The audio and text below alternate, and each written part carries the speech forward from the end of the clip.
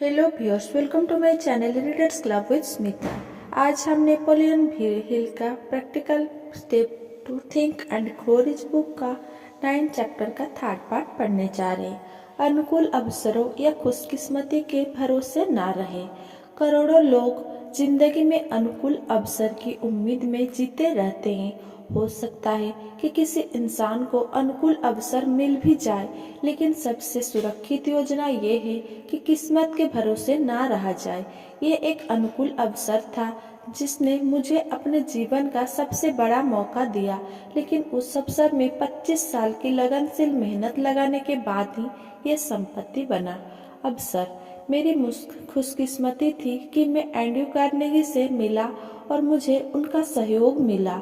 उस अवसर पर कार्नेगी ने मेरे मन में यह बीज बोया कि मैं उपलब्धि के सिद्धांतों को सफलता के दर्शन में व्यवस्थित कर दूं। 25 साल के शोध में की गई खोज से 1000 लोग को लाभ हुआ है और इस दर्शन के अमल से बहुत से लोग दौलतमंद बने हैं। शुरुआत आसान थी। ये एक ऐसा विचार था जिसे कोई भी साकार कर सकता था। अनुकूल अवसर कार्नेगी के जरिए आया, लेकिन संकल्प, निश्चित उद्देश्य, लक्ष्य हासिल करने की इच्छा और 25 सालों की लगनशील मेहनत के बारे में क्या?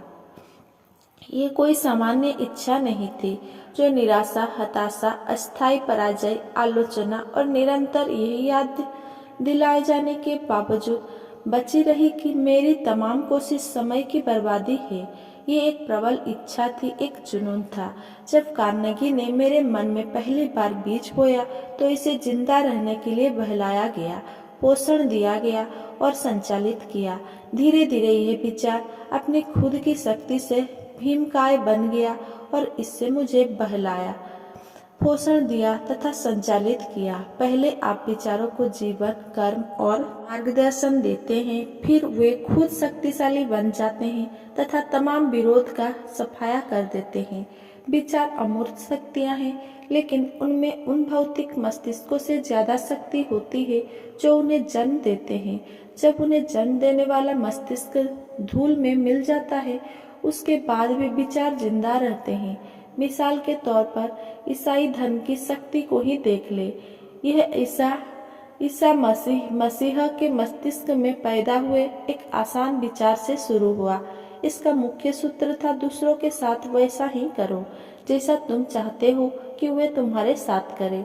ईसा मसीह जिस स्रोत से आए थे उसी की ओर लौट चुके हैं, लेकिन उनका विचार आज भी जीवित है।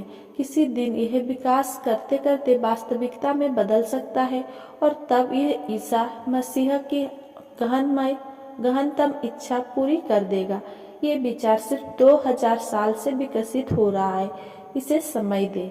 कल्पना की सक्रियता को उजागर करने वाली कहानियां। विचार कल्पना की उपज है और सभी प्रकार की दौलत के शुरुआती बिंदु है। आइए कुछ मशहूर विचारों की जांच करते हैं जिन्होंने भारी दौलत प्रदान की।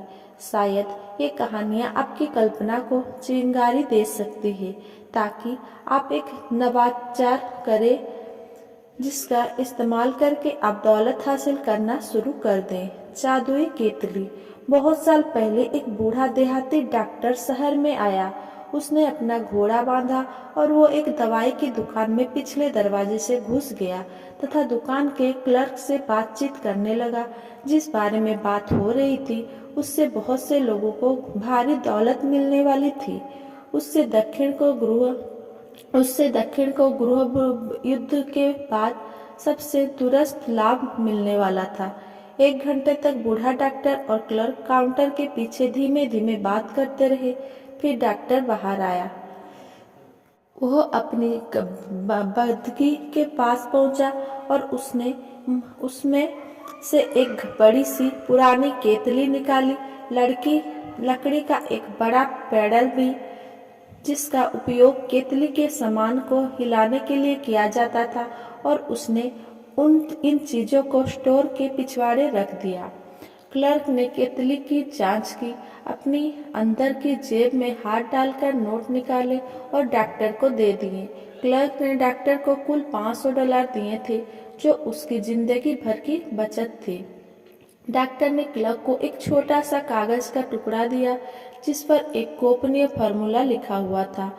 उस छोटे से कागज पर लिखे गए शब्द किसी राजा के खजाने बराबर कीमती थे, परंतु यह बात डॉक्टर को मालूम नहीं थी।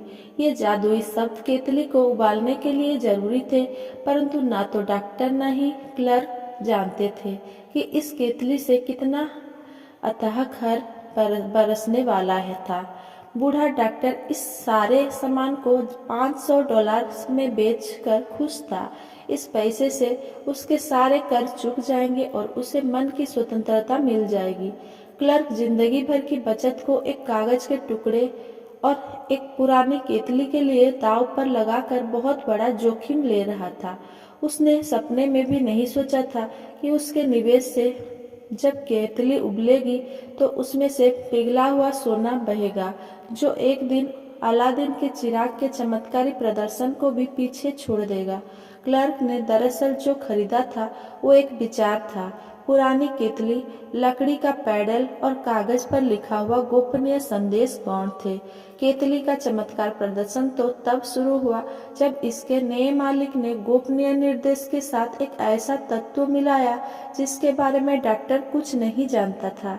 सोचकर देखिए, क्या आप बता सकते हैं कि उस युवक ने गोपनीय संदेश के साथ ऐसा क्या मिलाया था जिस कारण केतली से सोना बरसने लगा? इसे पढ़ते समय याद रखें कि ये कहानी अरेबियन नाइट्स से नहीं ली गई है।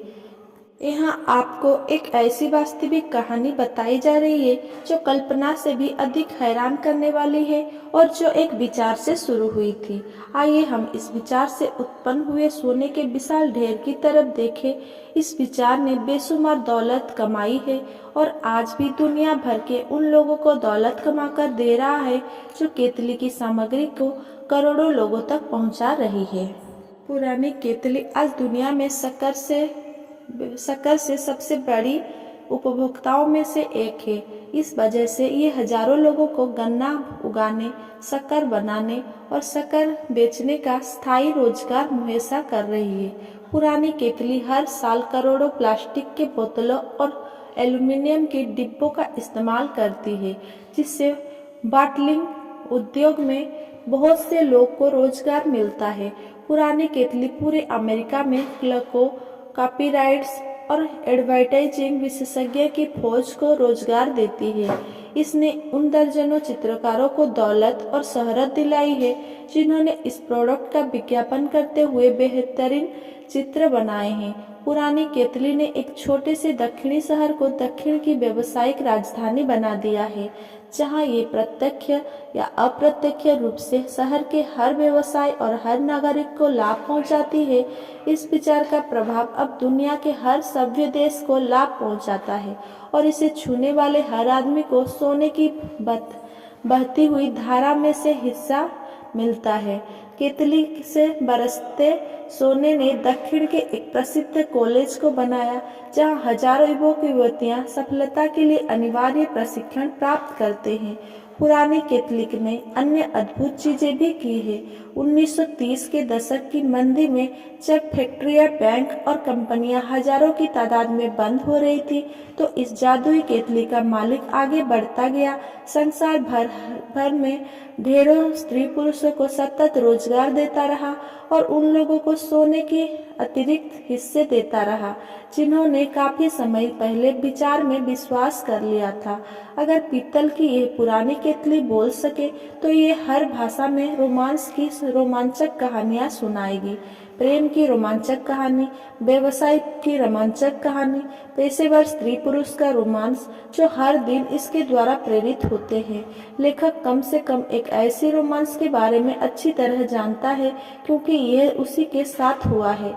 यह उस स्थान में ज्यादा दूर शुरू नहीं हुआ था जहां ड्रग क्लर्क ने पुरानी केतली खरीदी थी। यहीं पर लेखक अपनी पत्नी से मिला था और उसी ने लेखक को पहली बार इस जादुई केतली के बारे में बताया था। जब लेखक ने उससे पूछा था, क्या तुम मुझसे शादी करोगी, तब भी वे इस केतली में उबलने वाला सामान ही पी रहे थे। अब जब आप ये जान चुके हैं कि जादुई केतली की सामग्री पूरे संसार में मशहूर पेय पदार्थ है, तो लेखक को यह स्वीकार करना होगा कि उस पेय पदार्थ के घरेलू शहर ने उसे एक पत्नी दी, ये भी कि यह पेय उसे मध्यहीन विचार की प्रेरणा देता है और इस तरह दिमाग को ताजगी देता है जो किसी लेखक को अपना सर्वश्रेष्ठ काम करने के लिए चाहिए होती है। आप कोई भी हो, आप कहीं भी रहते हो, आप कोई भी काम करते हो, इतना ध्यान रखें कि भविष्य में जब आप कोका कोला शब्द सुने तो यह याद कर ले कि दौलत और प्रभाव का यह साम्राज्य एक अकेले विचार से शुरू हुआ था और दवाई की दुकान के क्लर्क आशा कैडलर ने उस गोपनीय फॉर्मूला के साथ जो रहस्यमय तत्व मिलाया था वो था कल्पना। ठहर कर इस बारे में एक पल सोचे। ये भी याद रखें कि अमीरी के जो 13 कदम इस पुस्तक में बताए गए हैं उन्हीं के सहारे कोका कोला का प्रभाव दुनिया के हर शहर, कस्बे, गांव और चौराहे पर फैला है। ये भी याद करें कि आपके मस्तिष्क में उत्पन्न होने वाला हर विचार जो कोका कोला की तरह दमदार और संभावनापूर्ण हो, दुनिया भर की प्यास बुझाने वाले इस जबरदस्त रिकॉर्ड की बराबरी कर सकता है। वाकई विचार ही वस्तुएं हैं और उनका कार्यक्षेत्र पूरा संसार है। अगर मेरा ये वीडियो आपको पसंद आया तो मेरा वीडियो को लाइक, कमेंट, शेयर करें एंड मेरे चैनल को